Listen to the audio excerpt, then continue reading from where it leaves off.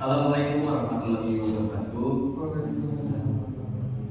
Salam sejahtera bagi kita semua. Shalom, swastiastu, namo buddhaya, selamat siang para hadirin dan peserta debat. Selamat datang dalam acara debat mahasiswa yang sangat menarik hari ini. Saya Muhammad Hirani yang akan memandu jalannya debat dengan mosi mengingat dampak dan pengalaman yang diberikan program MBKM lebih bermanfaat bagi pengembangan mahasiswa dibandingkan dengan organisasi kampus. Debat ini akan berlangsung dengan format sebagai berikut. Setiap pembicara akan diberikan waktu 5 hingga 7 menit untuk menyampaikan argumen mereka. Pada kesempatan ini, tim pro akan mendukung mosi tersebut, sementara tim kontra akan menentangnya. Kita akan memulai dengan pembicara pertama dari tim pro, diikuti oleh pembicara pertama dari tim kontra, dan seterusnya secara bergantian hingga pembicara ketiga dari masing-masing tim. Setelah itu saya akan menutup debat ini tanpa berlama-lama lagi. Mari kita mulai dengan pembicara pertama dari tim pro. Waktu dan tempat dipersilakan.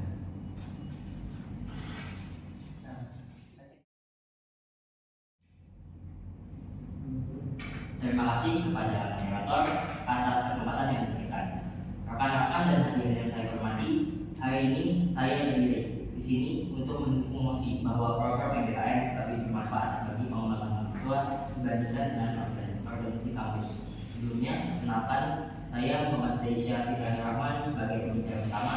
Lalu ada pembicara kedua yaitu Fauzan Saputra, dan pembicara ketiga dari pendukung mosi ini yang bernama Muhammad Haris Aditya. Pertama-tama, mari kita pahami esensi dari program MBKM atau yang panjangannya yaitu Merdeka Belajar Kampus Merdeka.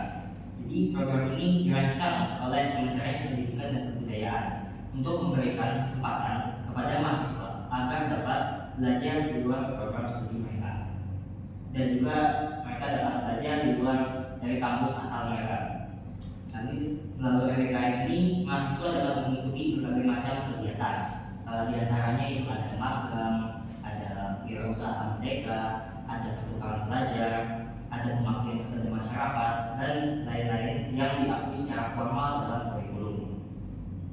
Oke, jadi argumen utama kami adalah bahwa MBKM memberikan pengalaman praktis yang langsung terhubung dengan dunia profesional. Dalam era globalisasi seperti sekarang ini, pengalaman praktis menjadi nilai tambah yang signifikan bagi lulusan perguruan tinggi. Melalui program magang MBKM, contohnya mahasiswa dapat bekerja di perusahaan terkemuka, mempelajari budaya kerja profesional, dan memahami kebutuhan industri secara langsung. Hal ini tidak hanya memperkaya pengetahuan mereka, tapi juga meningkatkan employability setelah lulus. Kedua, MBKM menawarkan fleksibilitas dan akses yang lebih luas bagi seluruh mahasiswa. Program ini dirancang untuk inklusif, yang memungkinkan siapa saja untuk berpartisipasi tanpa harus melalui seleksi yang sering terjadi dalam organisasi kampus. Hal ini berarti lebih banyak mahasiswa dapat merasakan manfaat langsung dari program ini tanpa adanya keterbatasan kuota atau peran. Ketiga, MBKM memberikan pengakuan formal dalam bentuk SKS yang diakui dalam kurikulum. Untuk SKS ini bisa terdapat sebanyak hingga 20 SKS. Pengalaman yang didapatkan mahasiswa tidak hanya bersifat ekstrakurikuler, tetapi juga berdampak langsung pada progres akademik mereka. Hal ini berbeda dengan kegiatan organisasi kampus yang seringkali tidak diakui secara formal dalam kurikulum akademik. Keempat, program MBKM memperluas jejaring profesional bagi mahasiswa. Berinteraksi dengan para profesional di bidangnya, dosen dari universitas lain contohnya, dan juga komunitas internasional melalui pertukaran pelajar yang membuka peluang kolaborasi dan pengembangan karir di masa depan. Terakhir, MBKM mendorong mahasiswa untuk keluar dari zona nyaman dan menghadapi tantangan nyata. Hal ini penting untuk pengembangan karakter mahasiswa, kemandirian, dan kemampuan adaptasi yang tinggi. Kualitas yang sangat dibutuhkan di era modern ini. Dengan demikian kami meyakini bahwa program MBKM menawarkan manfaat yang lebih besar dan komprehensif bagi pengembangan mahasiswa dibandingkan dengan organisasi kampus. Sekian, terima kasih.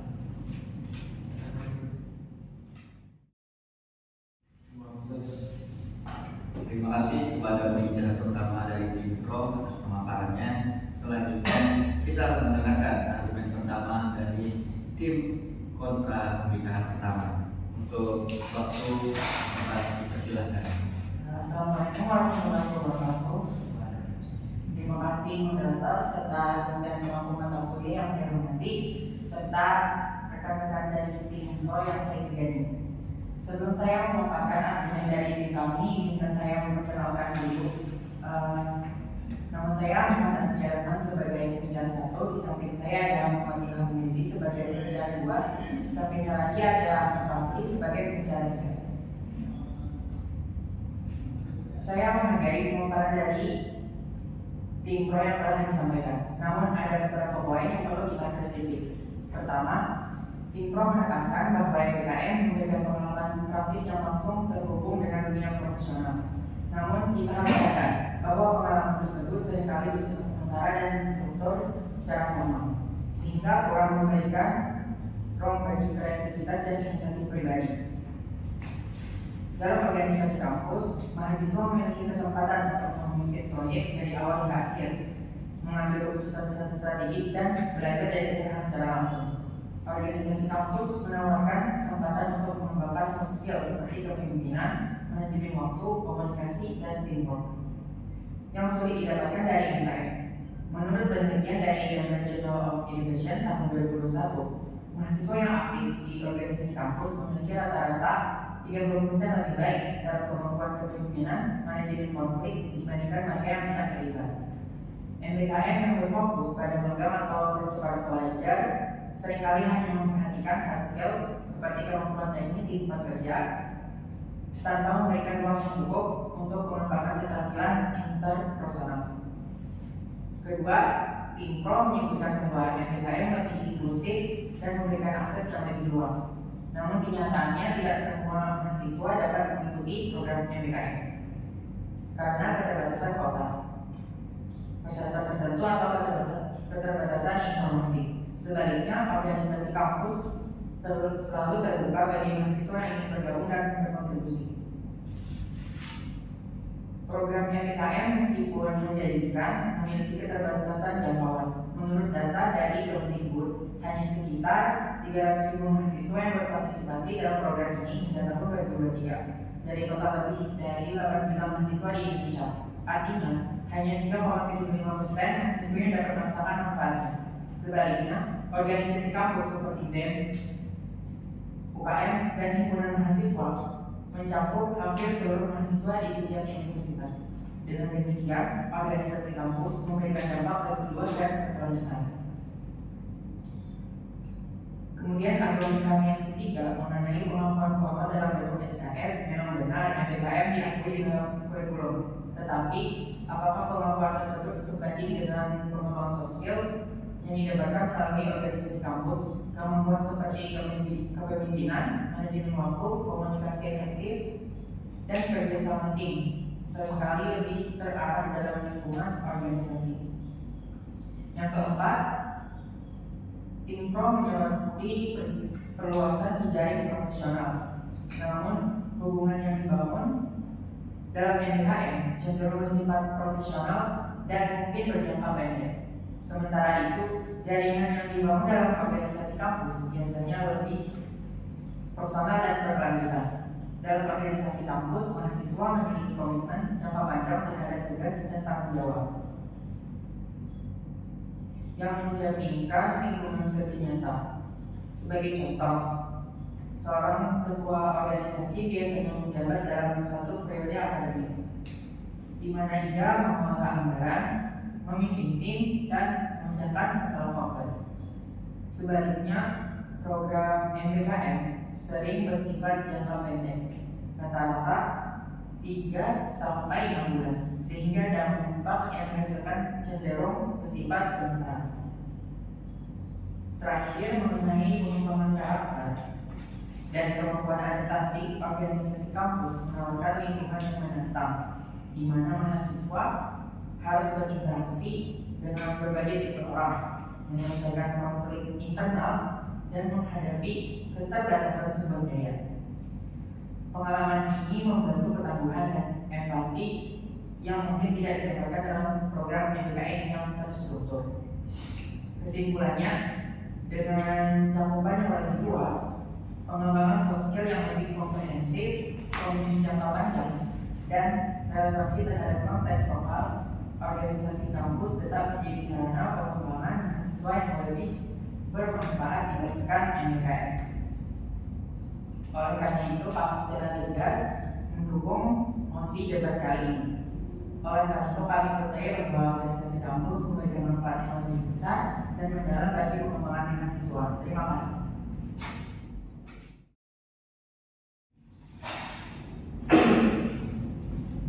Baik, terima kasih atas argumen yang disampaikan. Sekarang kita lanjut ke pembicaraan berikutnya. Pembicara kedua dari tim Pro. Waktu Anda 5 hingga 7 menit dimulai dari Anda.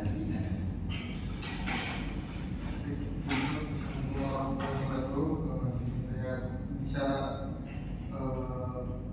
kedua di sini. Sebelumnya terima kasih kepada moderator dan juga pembicara dari tim Kontra atas acaranya.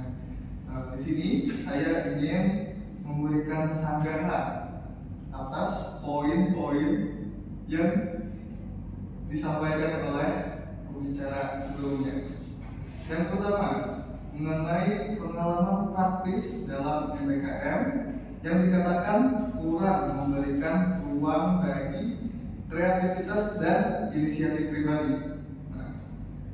Menurut saya, justru sebaliknya, MBKM itu mendorong mahasiswa untuk beradaptasi dalam lingkungan baru dan menghadapi tantangan yang tidak terduga. Misalnya, dalam proyek penelitian atau pengabdian masyarakat, mahasiswa itu dituntut untuk menemukan solusi kreatif atas masalah yang kompleks. Kemudian, untuk poin kedua, ya, terkait aksesibilitas MBKM, memang ada persyaratan tertentu yang harus dipenuhi agar kita bisa mengikuti MBKM. Tetapi pemerintah dan institusi pendidikan itu terus berupaya untuk memperluas kesempatan ini bagi lebih banyak mahasiswa. Nah, selain itu, MBKM juga memiliki berbagai program yang dapat disesuaikan dengan minat dan kebutuhan mahasiswa, sehingga fleksibilitasnya lebih tinggi dibandingkan dengan organisasi kampus yang mungkin terbatas pada bidang tertentu. Bisa dilihat bahwa dalam fakultas yang berbeda saja, organisasi tersebut itu jauh berbeda. Nah, kemudian kalau kita lihat MBKM ini bersifat universal, itu sangat luas batasannya, lebih dari ribuan mitra dan ribuan program yang ada dalam konteks program yang tujuannya. Oke, selanjutnya yang ketiga, soal pengembangan soft skill. Nah, MBKM itu tidak hanya fokus pada hard skill, tapi juga berfokus pada soft skill. Berinteraksi dalam lingkungan profesional, bekerja dalam tim, interdisiplin, dan berkomunikasi dengan berbagai stakeholder itu mengasah kemampuan interpersonal dan manajemen diri yang sangat berharga. Kemudian yang keempat, mengenai jejaring atau relasi, memang benar bahwa hubungan dalam MBKM itu bersifat profesional, tetapi justru ini yang membuka pintu bagi peluang karir di masa depan.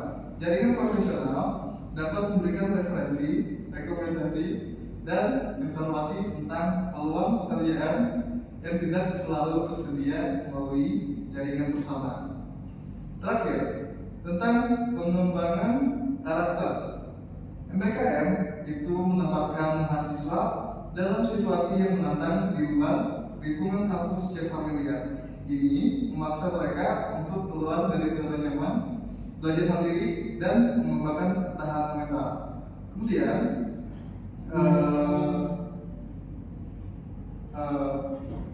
MBKM ini juga tidak kalah dengan organisasi, karena dari keluasannya, MBKM ini jauh lebih luas walaupun aksesnya tidak semudah organisasi yang ada. Nah, dengan menanggapi poin-poin tersebut, kami ini tetap meyakini bahwa MBKM menawarkan manfaat yang lebih komprehensif dan relevan dengan kebutuhan mahasiswa di era modern ini. Dengan mungkin saya kembalikan ke kepada moderator. Terima kasih.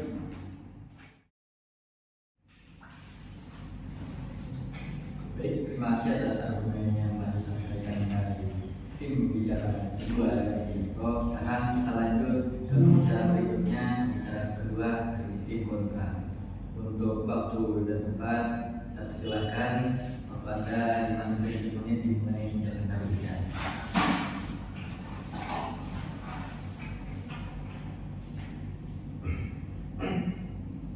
Baik, sebelumnya terima kasih atas kesempatan yang telah diberikan. Di sini saya ingin menanggapi argumen dari jurubicara tim pro kedua dan menambahkan beberapa poin penting yang menunjukkan mengapa organisasi kampus memiliki manfaat lebih signifikan dibandingkan program MBKM. Poin yang pertama terkait klaim bahwa MBKM memberikan ruang kreativitas dan inisiatif pribadi. Perlu diingat bahwa kata kerja MBKM itu seringkali sudah ditentukan sebelumnya oleh pihak eksternal, baik itu oleh perusahaan, oleh universitas lain, atau oleh pemerintah. Mahasiswa cenderung harus mengikuti aturan itu yang telah ditetapkan, sehingga peluang untuk berinovasi secara mandiri sangat terbatas. Berbeda dengan organisasi kampus, mahasiswa diberikan keleluasan penuh untuk merancang program, mengidentifikasi kebutuhannya, dan menyelesaikan masalah secara independen jika masalah itu muncul. Misalnya, mahasiswa yang menjadi ketua panitia suatu acara, dia harus membuat perencanaan dari awal, kemudian dia harus memimpinnya itu, dan kemudian dia harus mencari sponsor, kemudian menyelesaikan semua kendala yang muncul selama proses berlangsung. Inilah ruang nyata bagi mahasiswa untuk mengasah kreativitas dan inisiatif mereka. Poin yang kedua, mengenai aksesibilitas. Memang benar bahwa pemerintah sedang berupaya memperluas program MBKM. Namun, faktanya masih banyak mahasiswa yang tidak dapat berpartisipasi karena persyaratan administratif, seperti IPK-nya minimal, kemudian kemampuan bahasa asing yang kurang untuk program pertukaran pelajar, atau bahkan untuk faktor keuangan. Meski ada beasiswa, proses seleksi beasiswa ini seringkali sangat kompetitif dan seleksinya seringkali sangat kompetitif dan tidak semua mahasiswa bisa memenuhinya. Sebaliknya, organisasi kampus lebih inklusif dan fleksibel. Mahasiswa dapat bergabung tanpa memandang IPK atau latar belakang tertentu, sehingga lebih banyak yang dapat terlibat dan merasakan manfaatnya. Kemudian untuk poin ketiga, mengenai pengembangan soft skills. Memang benar, MBKM memberikan paparan lingkungan profesional. Tapi, apakah lingkungan ini selalu suportif bagi mahasiswa? Dalam dunia kerja, seringkali masalah kecil itu bisa menjadi berakibat besar, sehingga mahasiswa menjadi takut mengambil resiko atau mencoba hal baru. Sebaliknya, organisasi kampus adalah ruang belajar yang lebih toleran terhadap kesalahan. Misalnya, seorang mahasiswa yang gagal mengelola acara organisasi dapat belajar dari pengalaman tersebut tanpa tekanan berat.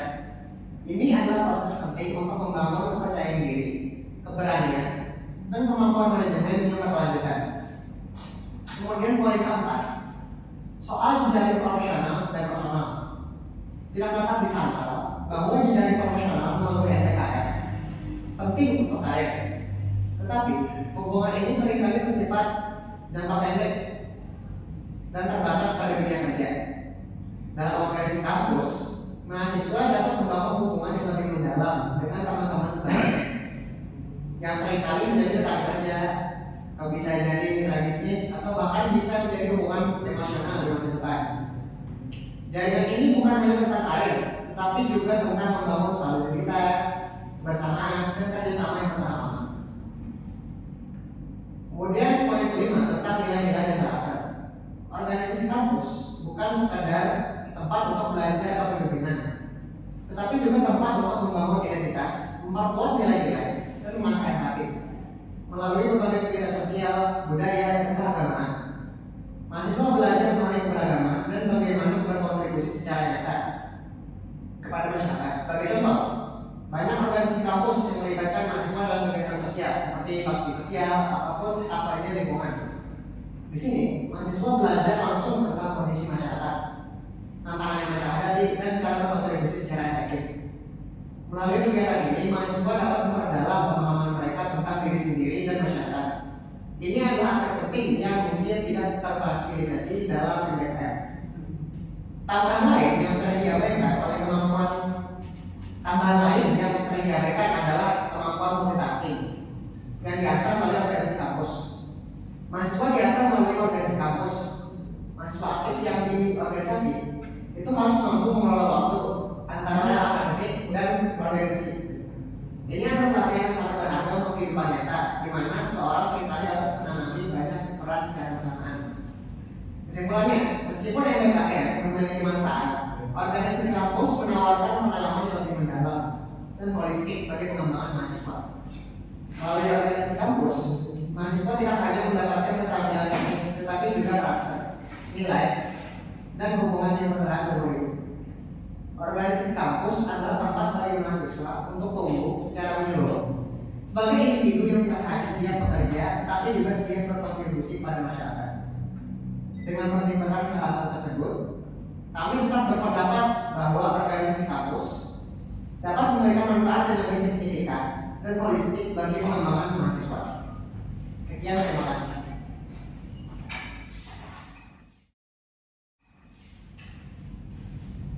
Baik, terima kasih atas argumen yang disampaikan oleh pembicara kedua dari tim kontra. Sekarang kita lanjut ke pembicara berikutnya, yaitu pembicara ketiga dari tim pro. Waktu dan tempat Anda 5 hingga 7 menit. Waktu dimulai dari Anda berbicara. Oke, terima kasih. Di sini saya sebagai pembicara tim kontra. Atas teman-temannya, saya akan menanggapi poin itu. Terima kasih dari pembicara tim kontra atas pendapatnya. Saya akan menanggapi poin-poinnya telah disampaikan dan kemudian menyimpulkan argumen kami. Pertama, mengenai keterbatasan kreativitas dalam program PPKM, kami berpendapat bahwa justru program ini memberikan ruang yang luas bagi mahasiswa untuk mengekspresikan kreativitas mereka. MBKM menawarkan berbagai kegiatan seperti program magang, studi independen atau pengabdian masyarakat yang memungkinkan mahasiswa untuk berinovasi. Sebagai contoh, dalam program pengabdian masyarakat, mahasiswa tidak akan melakukan kegiatan rutinitas, tetapi juga ditantang untuk merancang dan mengimplementasikan solusi inovatif yang berdampak langsung pada masalah sosial. Hal ini menunjukkan bahwa MBKM bukan penghalang kreativitas, melainkan wadah untuk mengembangkan ide-ide baru. Kedua, mengenai aksesibilitas dan keterbatasan sumber daya. Program MBKM dirancang dengan fleksibilitas untuk menyesuaikan kebutuhan dan kondisi mahasiswa yang beragam. Tidak semua mahasiswa memiliki akses finansial yang sama, namun program ini didukung oleh berbagai bentuk beasiswa dan subsidi yang disediakan oleh pemerintah maupun institusi. Dengan dukungan ini, hambatan finansial dapat diminimalisir sehingga semakin banyak mahasiswa yang dapat berpartisipasi. Selain itu, pilihan program yang beragam memungkinkan mahasiswa memilih aktivitas yang sesuai dengan kemampuan dan minat mereka, menciptakan peluang yang lebih luas bagi semua kalangan. Yang ketiga, tentang lingkungan belajar dalam MBKM, program ini membawa mahasiswa keluar dari zona nyaman mereka di ruang kelas tradisional ke situasi dunia nyata.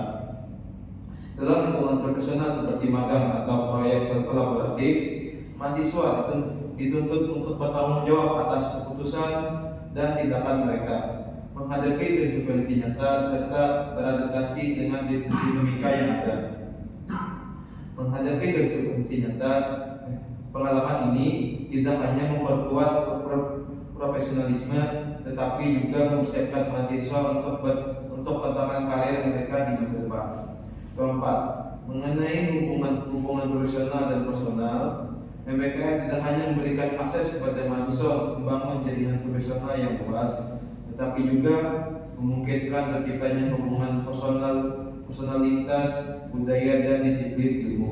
Sebagai contoh, dalam program pertukaran belajar, mahasiswa dapat berinteraksi dengan teman-teman dari latar belakang yang berbeda, membuka wawasan baru, serta membangun empati dan toleransi. Jejaring ini menjadi modal berharga bagi pengembangan diri dan karir mahasiswa mereka di masa depan. Sebagai kesimpulan, kami ingin menegaskan kembali bahwa program MBKM memberikan manfaat yang luar biasa bagi mahasiswa dibandingkan dengan aktivitas organisasi kampus. Beberapa manfaat tersebut meliputi: 1. Pengalaman praktis yang relevan dengan kebutuhan industri dan masyarakat. Yang kedua, fleksibilitas dan inklusivitas dalam memilih program yang sesuai dengan kebutuhan. Yang ketiga, pengakuan formal yang memberikan kontribusi langsung terhadap progres akademik. Yang keempat, pengembangan keterampilan baik soft skill maupun hard skill melalui pengalaman nyata.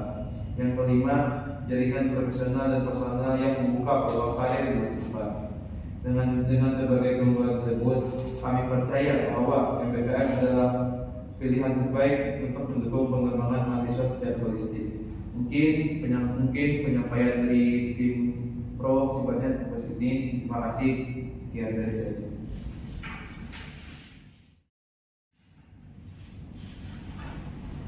Baik, terima kasih atas argumen yang disampaikan dalam pembicaraan ketiga dari tim Pro.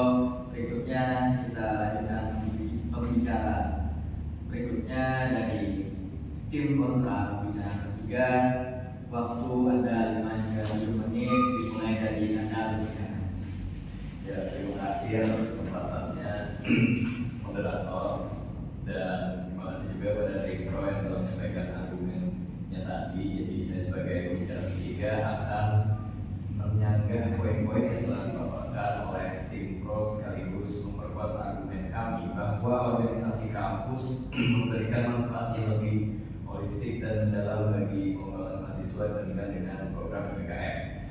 Pertama, pembicara pertama tadi menyatakan bahwa MBKM memberikan pengalaman praktis yang berhubungan langsung dengan dunia profesional.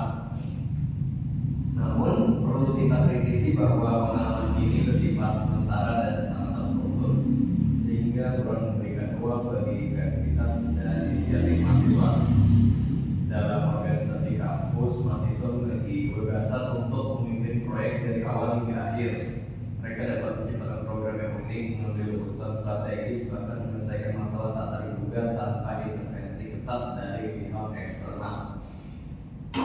Kemudian sebagai contoh yang bisa kita ambil, misalnya mahasiswa yang jadi ketua acara besar seperti seminar nasional atau kompetisi antar kampus, harus mengelola dana, negosiasi dengan sponsor, hingga menyelesaikan konflik internal tim. Ini adalah keterampilan kepemimpinan dan manajemen yang sulit ditemukan dalam program MBKM yang cenderung berorientasi pada target yang sudah ditentukan sebelumnya. Kedua, pembicaraan buat tim Pro tadi menyatakan bahwa program MBKM lebih inklusif karena menawarkan banyak pilihan program.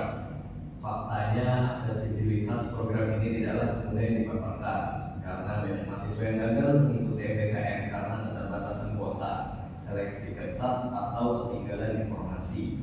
Selain itu, ada juga mahasiswa yang terkendala biaya tambahan seperti transportasi atau akomodasi yang meskipun terdapat uang samanya, tetapi prosesnya seringkali rumit dan tidak merata.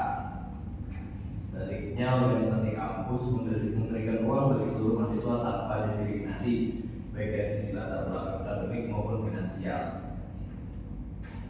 Organisasi kampus seringkali menyelenggarakan kegiatan dengan biaya minimal atau bahkan gratis, sehingga terasa lebih inklusif dan adil. adil bagi semua pihak yang mengikuti organisasi kampus.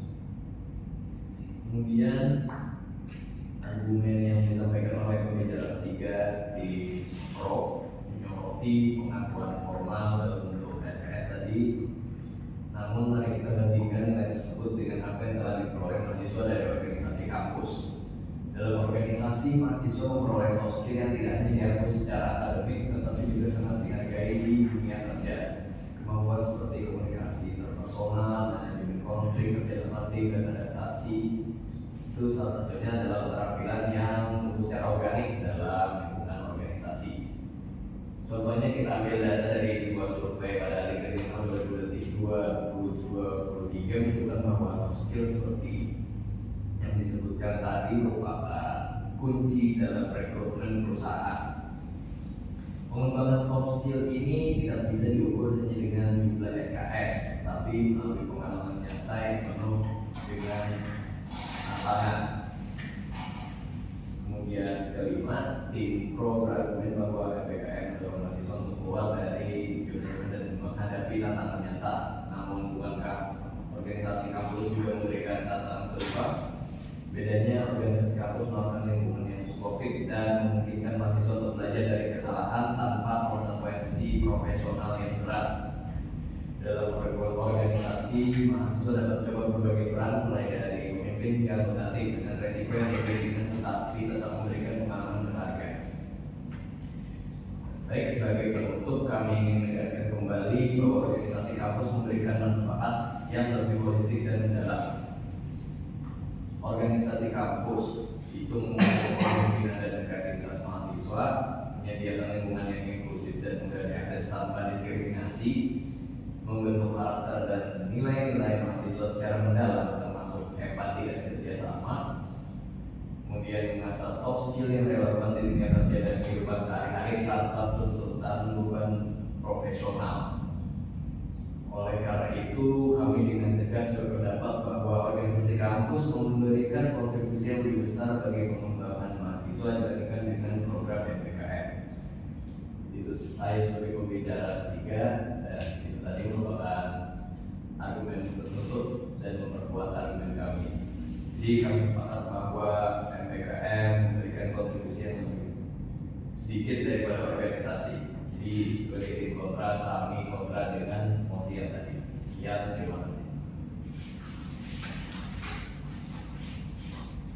Baik, terima kasih kepada kedua tim atas argumen yang sangat menarik dan informatif ini. Kita telah mendengarkan argumen yang disampaikan baik oleh tim pro yang menekankan manfaat MBKM dalam memberikan pengalaman langsung di dunia kerja. Kemudian pengakuan akademik serta peluang jaringan profesional. Di sisi lain, tim kontra telah menekankan pentingnya organisasi kampus dalam membentuk kepemimpinan, mengasah keterampilan sosial, dan membangun rasa tanggung jawab sosial. Kini kita sampailah di akhir sesi debat. Saya harap diskusi ini memberikan perspektif yang luas mengenai peran MBKM maupun organisasi kampus dalam pengembangan mahasiswa tentunya. Terima kasih atas partisipasi aktif dari kedua tim dan hadirin semua. Debat ini resmi kita tutup. Wabillahi taufiq wal hidayah. Wassalamualaikum warahmatullahi wabarakatuh.